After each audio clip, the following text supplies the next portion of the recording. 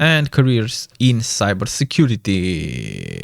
How can I start learning? People often wonder how others become hackers. Security consultants or defenders, security analysts fighting crime, cybercrime.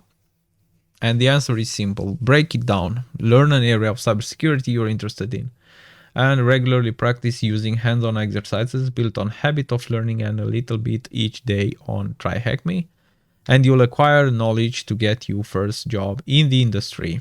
Trust us, you can do it. Just take a look at some TryHackMe first security jobs. Here, if you want to read some successful stories. What careers are there? Cyber Careers Room goes into more depth about the different careers in cybersecurity. However, here is a short description of a few offensive security roles. Penetration tester, responsible, basically the hacker, responsible for testing technology products for finding exploitable security vulnerabilities. Red teamer plays a role of an adversary attacking an organization and providing feedback from an enemy's perspective. Penetration tester, basically exploiting